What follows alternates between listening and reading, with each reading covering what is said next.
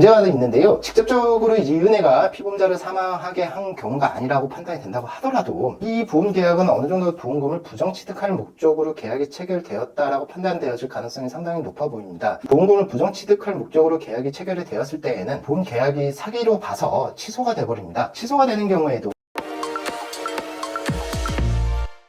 네, 안녕하십니까. 부부 손해사정사입니다. 계곡에서 남편을 일부러 사망하게 해서 세상을 들썩이게 했던 이은혜 사건에 대해서 다들 알고 계실 거라고 생각이 되는데요. 이게 남편을 피보험자로 하는 보험계약이 있는데 사망보험금이 8억이었다고 합니다. 이러한 보험금을 받기 위해서 남편을 살해하게 했다, 이런 기사를 통해서 이제 확인을 할 수가 있는데, 지금까지 이제 형사재판에서는 무기징역이고요. 아직 최종적인 결론은 나와 있지는 않습니다. 그런데 이제 이은혜가 보험회사를 상대로 남편의 사망보험금을 청구를 했고, 이에 보험회사에서 보험금 지급을 거절하자 법원에 민사소송을 제기를 하고 있는 상태인데요. 과연 이 보험금 지급과 관련해서 민사소송이 실효성이 있는지에 대해서 한번 좀 얘기를 해보려고 합니다. 보험은 보험계약자가 보험료를 내고 피보험자에게 보험사고가 발생한다면 보험회사는 보험 수익자에게 보험금을 지급을 하게 되는데요. 이 사건의 경우 남편이 피보험자였던 모든 보험에 대해서 사망 시 수익자들이 보험금을 받을 수 있느냐에 대한 문제가 되는 것입니다. 만일 보험 수익자가 이은혜로 되어 있다고 한다면은 이은혜가 고의로 남편을 사망했다라고 형사재판에서 최종적인 결론이 나온다고 했을 때에는 이은혜는 보험금을 지급을 아예 받지 못하게 됩니다. 왜냐하면은 보험약관에서 보험 수익자의 고의로 피보험자가 사망하게 된 경우에는 보험회사가 보험금 지급을 하지 않도록 규정하고 있기 때문인데요. 또한 이은혜가 보험 수익자로 지정되어 있지 않고 법정 상속인으로 지정이 되어 있다고 하더라도 이은혜는 보험금 지급을 받지 못하게 됩니다. 왜냐하면 남편의 법정 상속인은 배우자인 이은혜뿐만이 아니라 부모님들도 계시는데요. 이은혜의 상속 지분에 해당하는 보험금에 대해서는 보험약관에서 지급하지 않도록 규정하고 있기 때문입니다.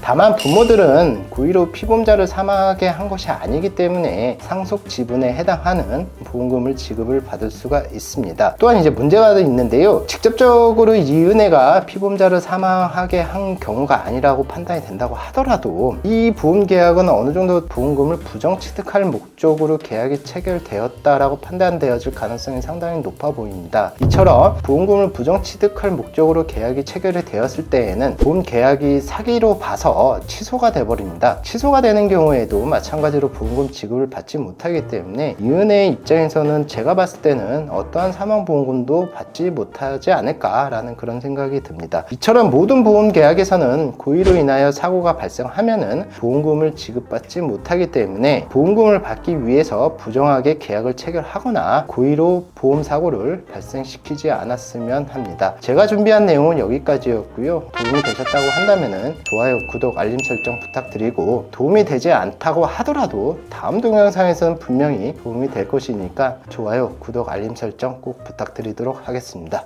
예, 감사합니다.